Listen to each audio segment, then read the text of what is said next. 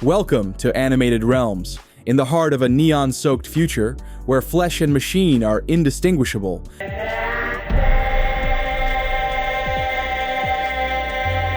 One film dared to ask the question that humanity wasn't ready to answer. What does it mean to be alive in a digital world?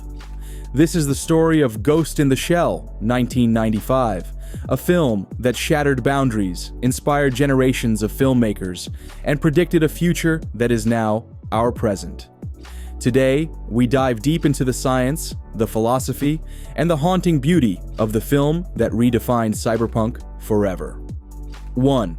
The birth of a cybernetic dream. Before Neo questioned reality in The Matrix, before Blade Runner 2049 gave us melancholic androids, there was Ghost in the Shell.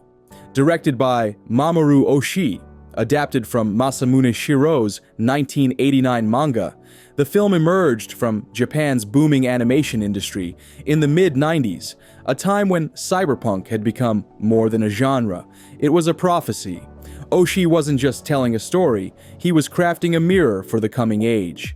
Using state-of-the-art animation, blending hand-drawn art with early digital compositing, he achieved something revolutionary. The world of Ghost in the Shell pulsed with life, bustling neon cities, rain-drenched streets, and endless networks of data that felt disturbingly real. The protagonist, Major Motoko Kusanagi, was not a human in the traditional sense. She was a cyborg, built for government operations, a ghost trapped in a fully synthetic shell. And her story would become a meditation on consciousness itself. But how did this film, with no Hollywood stars, no massive marketing, and an ending more philosophical than explosive, become one of the most influential sci-fi works ever made? To answer that, we must first understand the science that everyone completely missed. 2. The science that everyone completely missed beneath its cybernetic action and futuristic Tokyo skyline. Ghost in the Shell was not fantasy, it was foresight. The film's concept of ghosts, digital souls, directly paralleled emerging theories of artificial intelligence and neural mapping.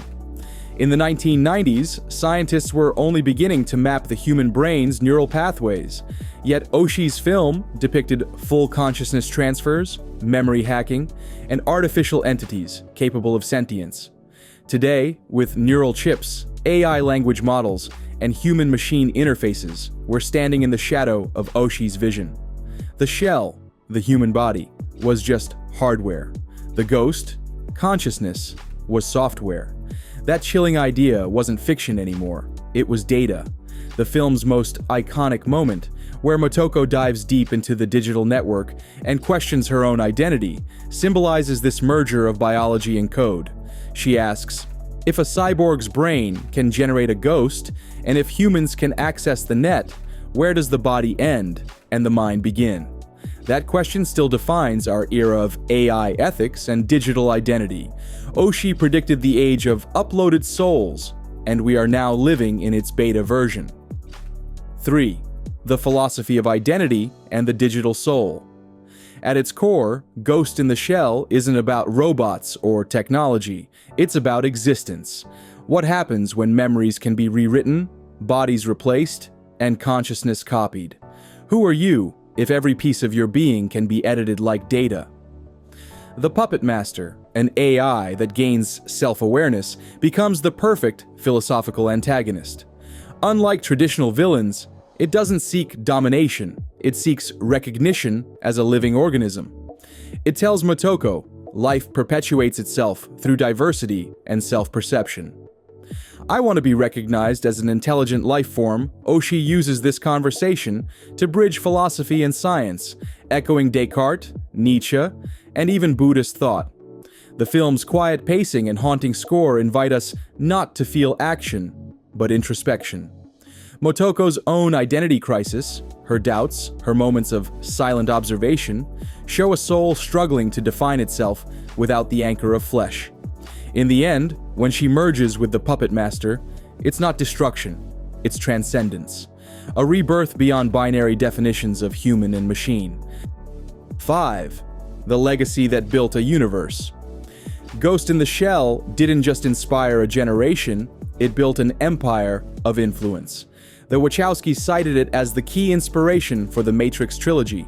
Many scenes, like the digital rain, the neural plug-in, and the philosophical tone, are direct visual homages. Directors like James Cameron called it a stunning piece of speculative fiction.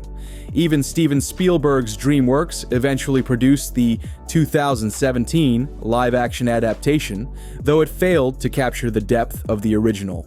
The film also reshaped anime's global image.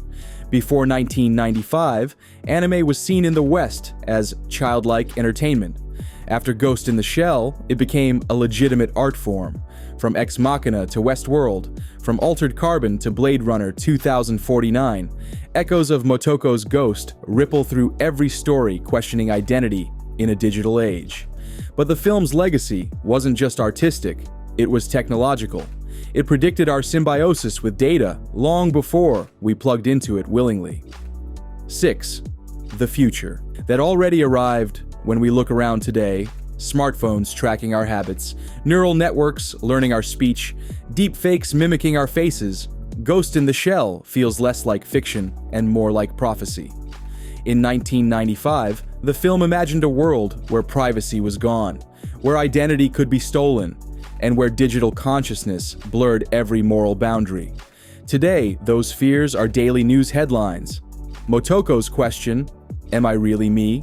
echoes in an age where algorithms define our reality and online avatars represent our souls. The movie's imagery of merging with the network is what we call the cloud. The puppet master's plea for recognition mirrors debates about AI rights. We once feared being replaced by machines. Now we fear becoming them. Oshii's vision didn't just predict technology, it warned us about losing the essence of humanity amid the code. 7. The ghost that still haunts us. Nearly 30 years later, Ghost in the Shell remains hauntingly relevant. It's not just a sci-fi film, it's a digital poem, one that whispers to every generation about the price of evolution. In the final scene, as Motoko looks at the horizon and says, "The net is vast and infinite," she isn't just speaking to the world within the film, she's speaking to us. The net is our collective consciousness now, the web of every uploaded thought, every synthetic voice, every line of code that tries to define what it means to be alive. And maybe that's the true genius of Oshii's masterpiece. It doesn't give us answers. It infects us with questions. Because the more we merge with our machines, the more we need to ask, where does the ghost end and the shell begin? So, as you stare into your own screen, this glowing interface that connects your mind to a digital world, remember, you are living inside the world that Ghost in the Shell predicted. You are part of the code now. This has been Animated Realms, and this was the story of the film that reprogrammed humanity itself. If you enjoyed this deep dive into Ghost in the Shell 1995, don't forget to like, subscribe, and turn on notifications to stay updated with more cinematic explorations from Animated Realms, where stories and science meet imagination.